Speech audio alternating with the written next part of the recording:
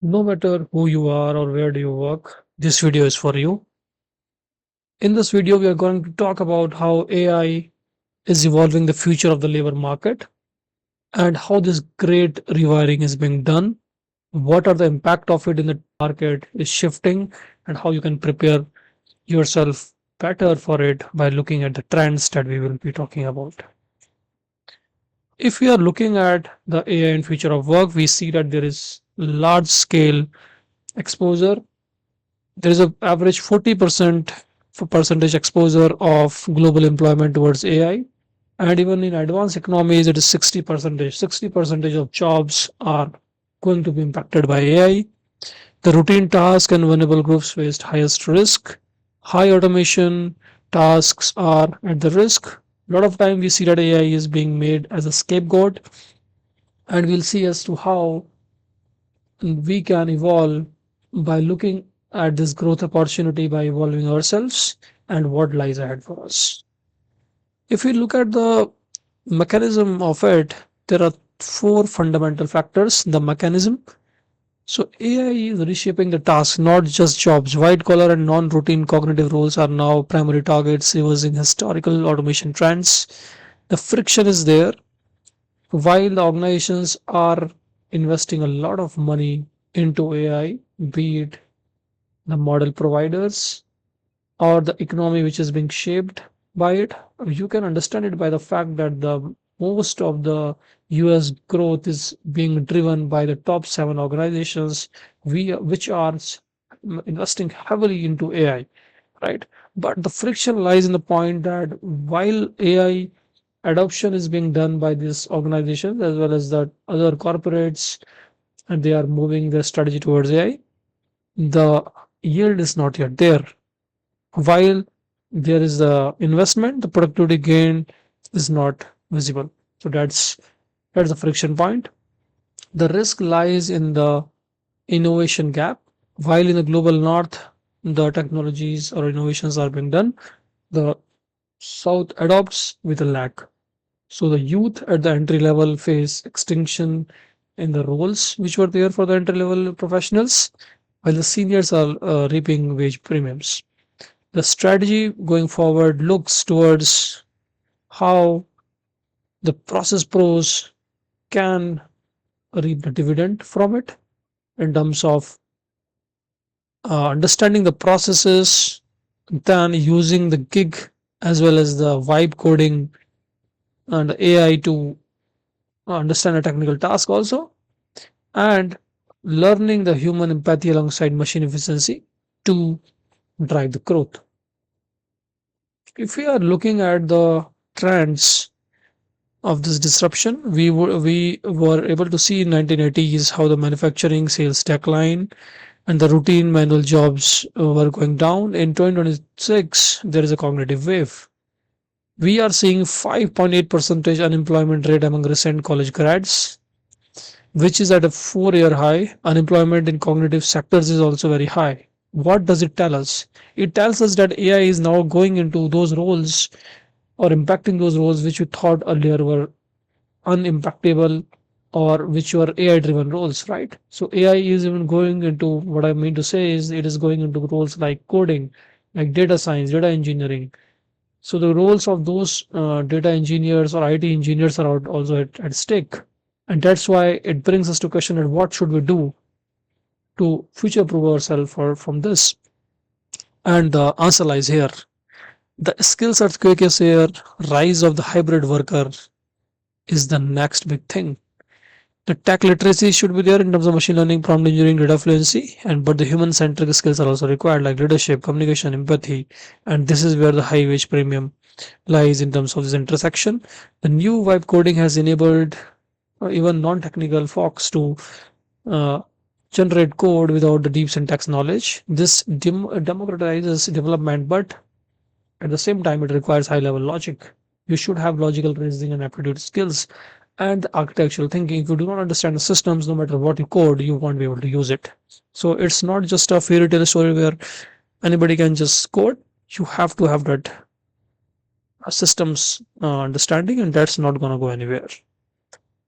If you look at the demographic divide, As I've explained earlier, the experienced workers are reaping wage premiums, and experience is the new gold standards. The Gen Z and the youth at the entry level are facing job extinctions. The entry level role are being taken up by the AIs, and there is a high sort of expectation from even the freshers or the juniors to be good at, so they have to step up. The youth unemployment is to more than 25% in North Africa and South Europe. Gig work is inherently temporary, offering flexibility but no security. If we look at the hiring arms race, the trust is breaking down. This is also a major trend. While there are a lot of roles because of the huge investment in the AI, the candidate are using spam, and they are using fake profiles. Gartner estimates that around 25% of candidate profiles could be fake by 2028, and recruiters are using AI to filter volumes, missing the details and the emotional or the human level expertise to judge whether a person is fake or not. So rise of the digital doppelgangers and fake profiles is a big risk for the industry going forward, and that is where the risk of ethics and the AI comes into picture. Because if the systems are not being built by the experts, then what is going to be the crux of it? Now, when you look at the futures for 2030, we have this four quadrants. Theme is towards AI advancement and the workforce readiness. If the AI advancement is high but the workforce readiness is low, we will see the social fracture, high unemployment, tech native wins in organizations and economies. If the AI advancement and the workforce readiness is low or incremental, we will have a stalled progress. Hype will fade, legacy processes will remain same, and there will be flat productivity. If the workforce readiness is high and there is incremental AI advancement, we will see a co-pilot economy, which we are seeing right now in terms of soft landing, human-centric AI tool being used by professionals as well as non-technical folks. And if there is exponential rise in AI advancement and high workforce readiness, we'll see productivity boom, humans as orchestrators, because that is what the future should be. If you are not AI ready, AI is going to control you. So if we have to be ready for it.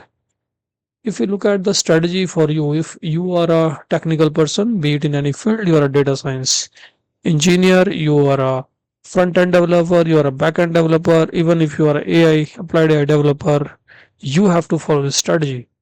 The first step for you is to master the tools, learn prompt engineering, get fluent in different tools. And it means that what I'm saying here is not just the end of it. Every single day and week, there are new tools coming into the market. The technology landscape is changing. You have to keep yourself up to date with this immediate knowledge.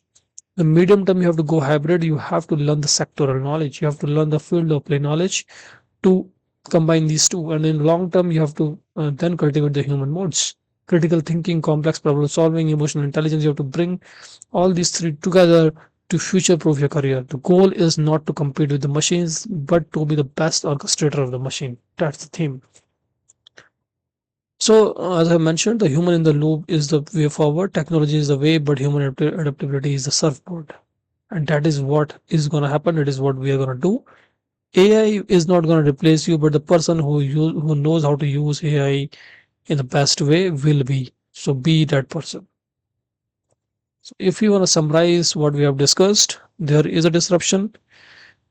The on average 40% of global employment is exposed to AI. This figure rises to 60% in the advanced economies, affecting white collar roles previously considered safe. Routine tasks and vulnerable group face highest risk. For example, office admins, production, transportation. High risk, the young and less educated workers. Susceptible are data entry, customer service, and scheduling. So, be it anybody, all the professions are susceptible to AI. But in all these professions, the professionals, the workers who are adapted to the AI, who know how to use AI, who are a good orchestrator of AI, are gonna get succeeded, while the ones who are not are gonna get replaced. We have seen a trend also where AI is being used as a scapegoat. A lot of times there are layoffs and all, but this is not just for AI. But the studies suggest and the evidence suggests that the the reason for it is the weaker demand and the post-pandemic overhiring, which has caused organizations to now adapt and recalibrate for the future growth opportunities. So the reshaping work through skill adaptation, that's the theme. That is what we are going to see.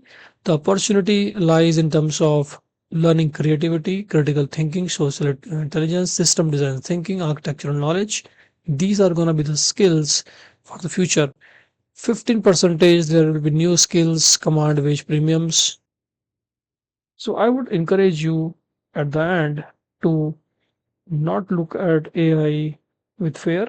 While it is going to bring disruption, but at the same time it's gonna change how we work in terms of learning how to do AI coding, learning how to build AI systems and agents, and learning the prospects in the AI space.